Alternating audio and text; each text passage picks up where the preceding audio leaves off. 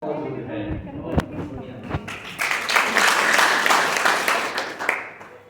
अलग अलग टॉपिक को टच करने की कोशिश करूंगा मैं। और ये एक एटीट्यूड है, शायर का एटीट्यूड। लड़कियों को जनरली घमंड होता है ना, क्या करूंगा इतनी सुंदर हूं, है ना।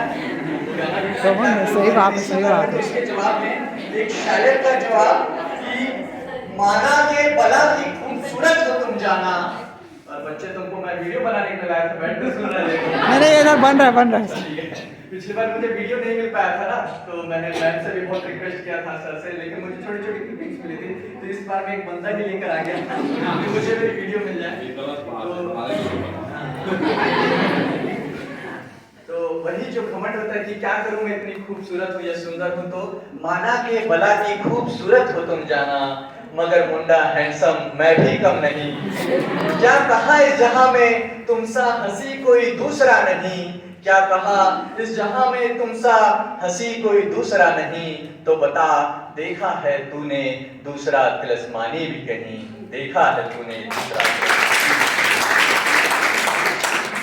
और फिर उसी खूबसूरती का जवाब कि एक शेर मैंने कहीं पढ़ा था, ये मेरा शेर नहीं है, कि मुकाबला करती तो इश्क में करती, हुस्न में क्या जिसकी औकात ही बिस्तर तक है। तो जो खूबसूरती है उसके बारे में कि तिलस्मानी ने चाहा है टूट कर तुझको। तिलस्मानी ने चाहा है टूट कर तुझको। बता इसके अलावा बात क्या खास है तुझमें। शायद समझ में नहीं आएगा जैसा सर कह रहे हैं। नहीं, जो समझ में आया वो बड़ा शेर है ना, जिस पर तालियां नहीं बजती तो मैं भी मान लूंगा सर की तरह कि वो बड़ा शेर है। और मेरे साथ साथ चलते चलिएगा, क्योंकि मैं जनरली दो दो लाइन की पंक्तियां लिखता हूं, तो साथ में यदि नहीं चलेंगे तो आपको समझने में थोड़ी दिक्कत आएगी। और प्रेम पर जीत कर सारी खुदाई क्या करेंगे। जीत कर सारी खुदाई क्या करेंगे। जो तू न मिला तो जन्नत का क्या करेंगे।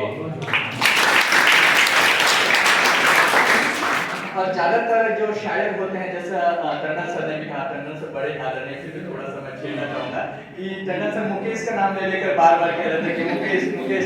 तो इसका जवाब नागार्जुन ने दिया है। कालिदास को लेकर नागार्जुन ने कहा है कि कालिदास मेघदूत लिखते हैं और वो यक्ष की पीड़ा को कहते हैं। तो नागार्जुन कई सालों बाद आकर कालिदास पर प्रश्न उठाते हैं कि हिमगिरी के उत्तुंग शिखर पर प्रियवर कब तक तुम सोए थे।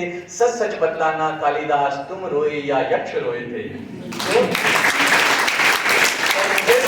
पर मैं कहता हूँ शायर अपनी पीड़ा लिखता है। मैं भोगा हुआ यथार्थ को मानता हूँ कि आप जो भोगते हैं उसी को लिख सकते हैं प्रामाणिकता से। और हर शायर जो होता है ऐसे शायर नहीं बनता है। आपका जब प्यार में संयोग चलते रहता है, आपको कविता लिखने की नहीं सोचती, तब तो घूमते फिरते रहते हैं, पंछी बन उड़ता फिर गगन में। कविता कब सोचती है, ब्रेकअप हो जाता है, बिछड़ जाते हैं। तो उस पर मैंने लिखा है। और बिछड़ने के बाद क्या जरूरत है, मूव ऑन करने के लिए सबसे ज्यादा जरूरत है उसको भूलना। तो उस पर मैंने लिखा है जिसे भूलना सबसे ज्यादा जरूरी है। जिसे भूलना सबसे ज्यादा जरूरी है उसे लिख लिख कर याद कर रहा हूं मैं।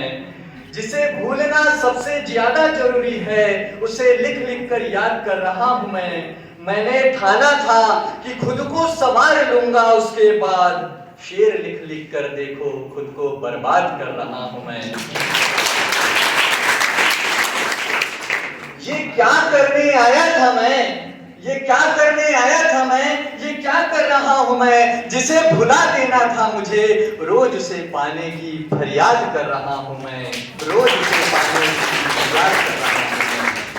और इश्क जैसा जयराम सर ने कहा कि सब बीमार है, इश्क के सब बीमार हैं।